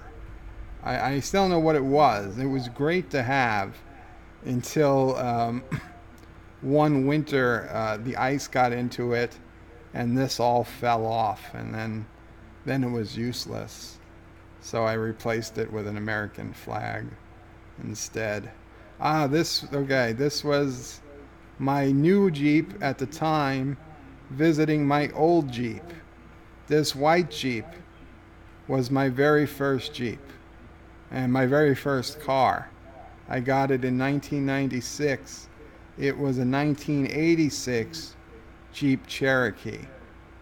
And the plan was to leave it upstate to just ride around the property. We weren't going to put plates on it, and we were just going to use it to drive around. But unfortunately, after one winter, the ice and the snow got into it, and I didn't want it to literally fall apart, so I gave it away to a guy up there who was interested. He was actually interested in buying it, but I said, "Nah, if you're gonna clean it up, just take it." And I just gave it to him. He was very grateful. I hope he did, because I never saw it again. Here's another good picture of the two Jeeps side by side. The 2002. Now this was before I had the brush guard on it, and the 86. I mean, just look at that. Just look at those things. They're both beautiful, beautiful machines. We've got full-on Jeep porn tonight. Where is the picture in the snow that I'm thinking about? This is all in the Adirondacks. Yeah, this is an Adirondacks trail. I'm on with the Jeep. All on the property.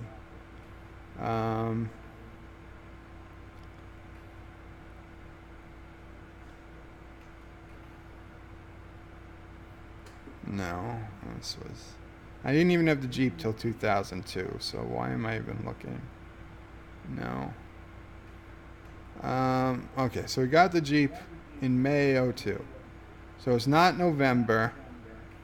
Did I check Thanksgiving '02 already? I'm not sure I did, but look at this. This is... No.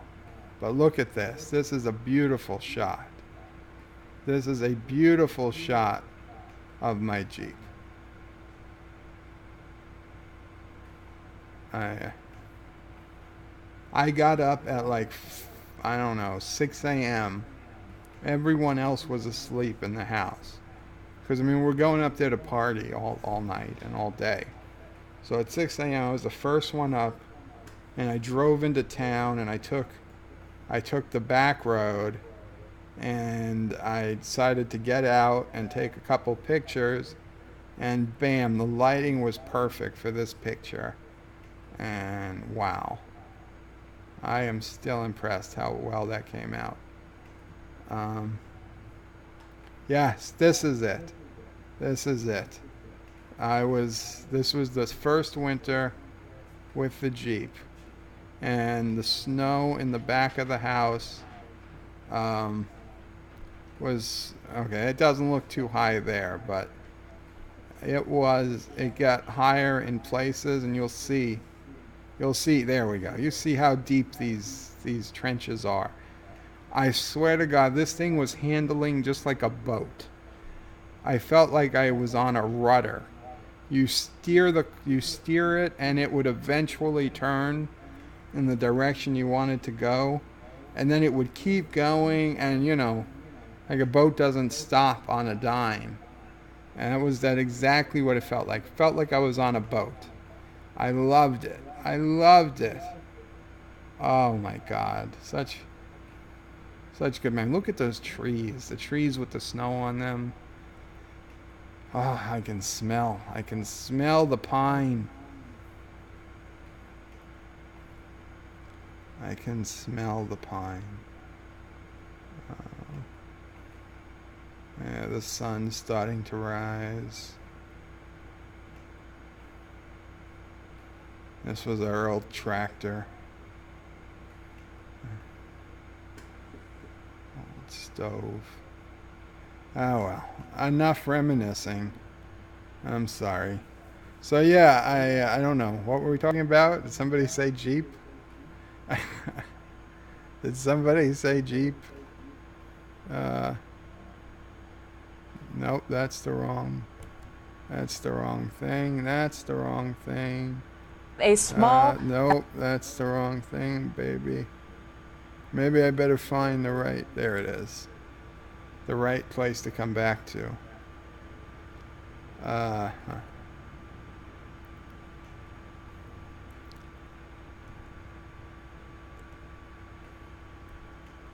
Come on, start playing.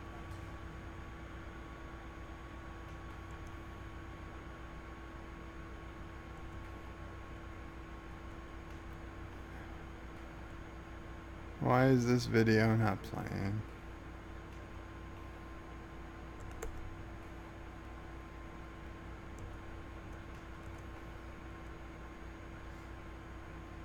Sorry, I'm just trying to fix the background here. When finished, nothing. Play forever. Refresh. There we go. Okay.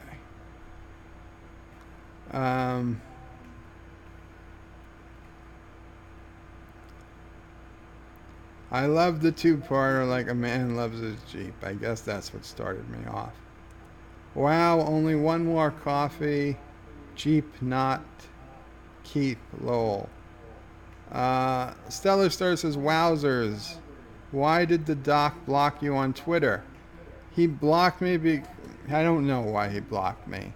I'm guessing he uses a combined Twitter block list that a lot of man-baby leftist Hollywood types use to preemptively block anyone they might potentially disagree with, whose opinions they don't want to see.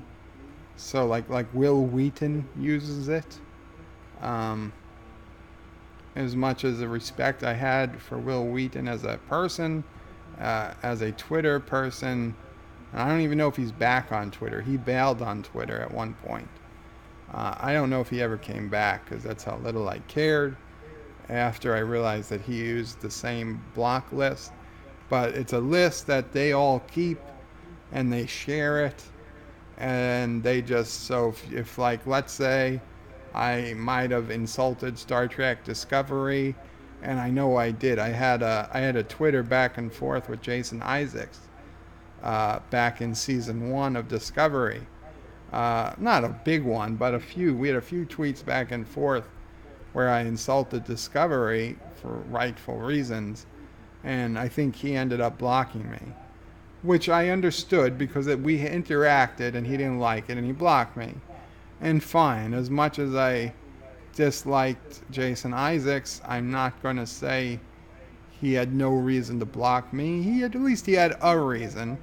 I mean, it was a bad reason, in my opinion, but I can at least understand it.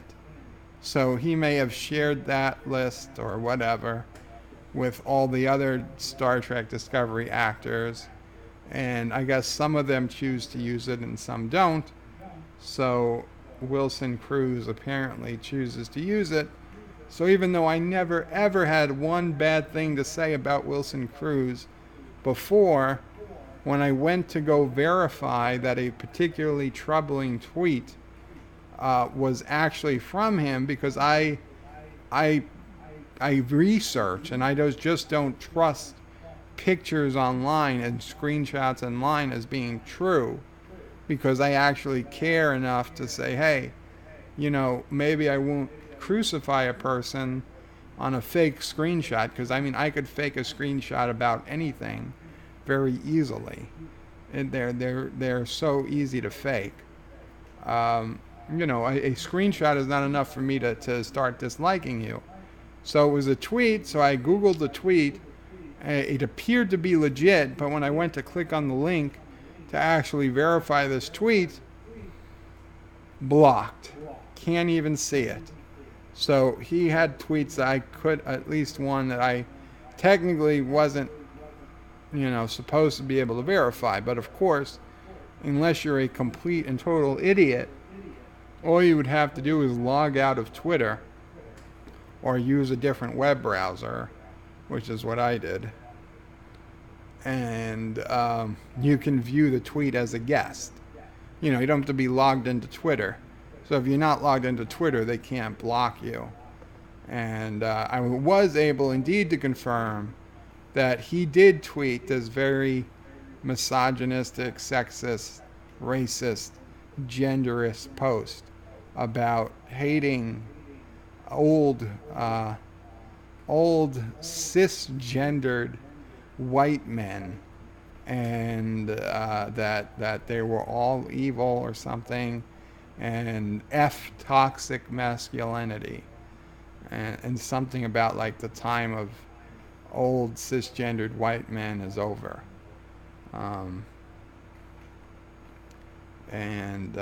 So he was judging people on age, on race, on gender, on sex. How much more bigoted could you be? I mean, I guess he could have said Christian. I guess he could have gone for the 5. He could have said Christian if he really wanted to, but he didn't. He just did sex, gender, and of course those are two separate things apparently. Sex, gender, race, and age.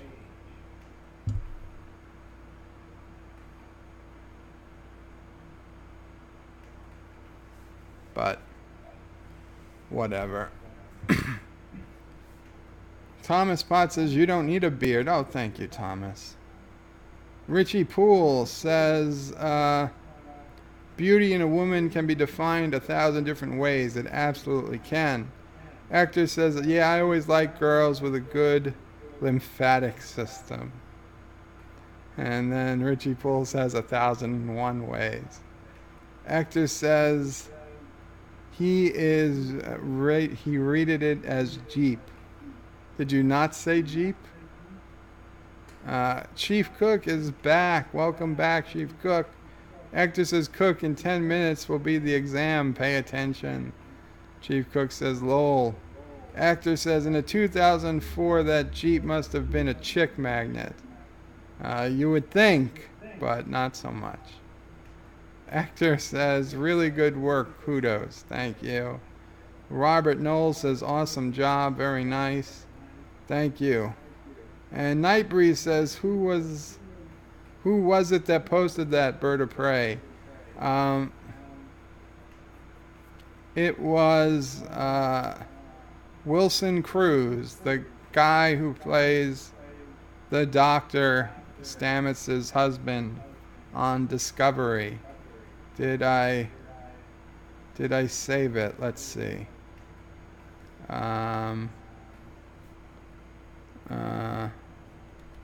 Wilson Cruz Twitter,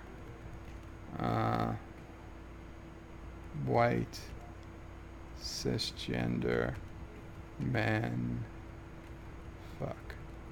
toxic masculinity.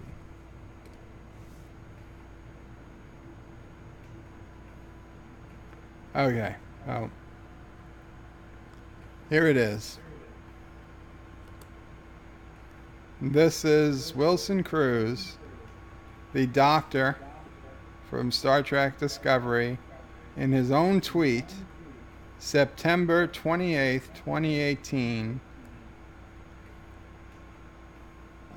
Right, these rich, old, rich, he put in, right, also he was judging based on income. Rich, old, white, straight, cisgender men are not who we are. Not in capital letters. Who is we? Who is we? I mean, certainly it's not you, because I believe you are not cisgendered. You are not old. You might be rich. I mean, you are an actor, so you probably are rich. And while I don't technically think you're white, you're fairly light-skinned. And you are a man, at least biologically. Of course, most of the people did disagree with him, in all fairness. Race has nothing to do with it, although this idiot says race has everything to do with it. So basically guilty by association, because those people who are similar to you are in power, you are in power. Hitler used the same rhetoric to describing the Jews. Always comes back to Hitler. Exactly, so people tend to forget. You start racializing everything. The more moderate whites, which are the majority of the U.S., will start reasoning within said group identity as well, as their collective identity is under attack. Recipe for self-destruction. Where's the thing I'm looking for? This tweet's unavailable. Right. Did they get rid of it?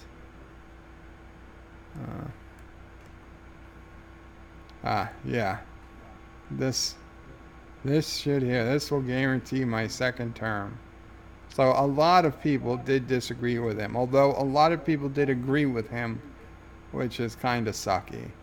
Of course, I wasn't allowed to agree or disagree with him, but you know what? I got dissenter. So, you know what? I could write something right now, but I won't. I didn't write anything on this status. I probably should. I believe I wrote it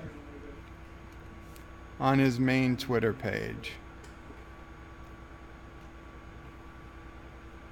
Okay, I'm not sure where I wrote it, but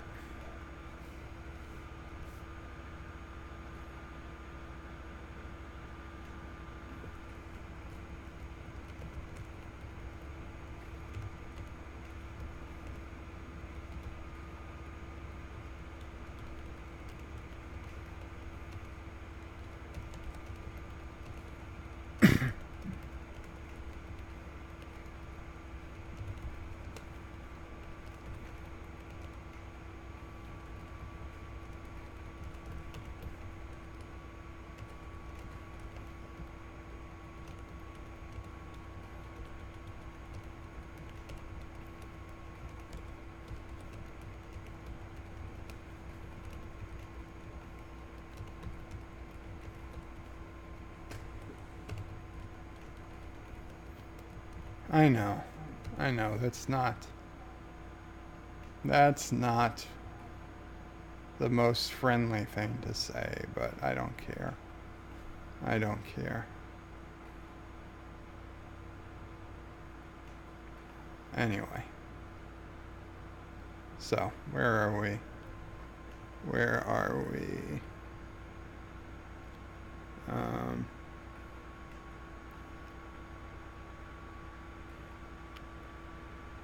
The multi-gunman says, hey, what's up?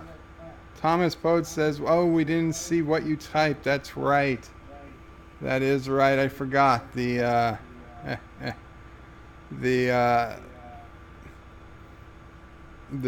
technology. The software that captures the browser doesn't capture the descent window. Okay. I'll read it out loud. I said, thanks for blocking me, you entitled man baby. I never even had an interaction with you. I was coming here to confirm if this tweet was real because I was giving you the benefit of the doubt. My mistake. Oh. I say tough but fair. I'd ask what the other opinions were, but truthfully doesn't change what I do, because this is a shirt of a real Star Trek, Deep Space Nine, and not some type of venereal disease masquerading as a Star Trek show. Anyway, next time on Bed Life, I have another song to sing. John Araki.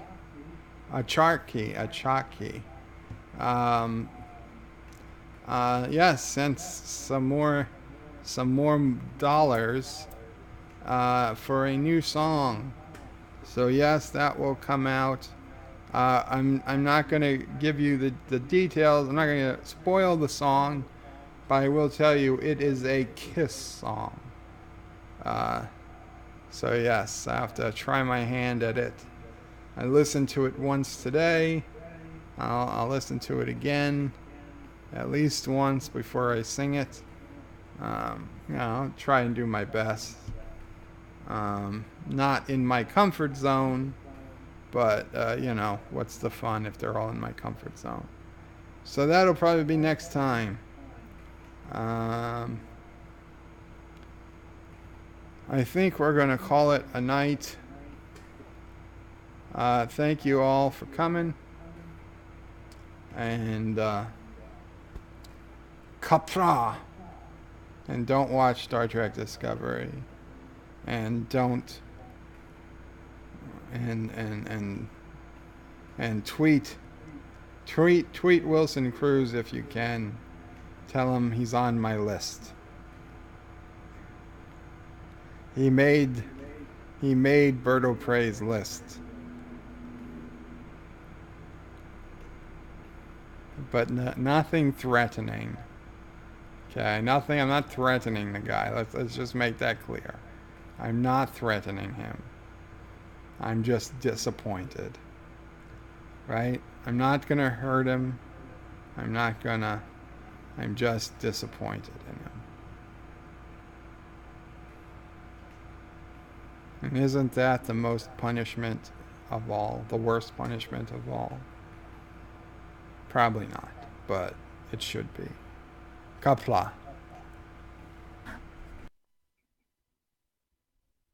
Thank you all for watching my video. Please remember to comment.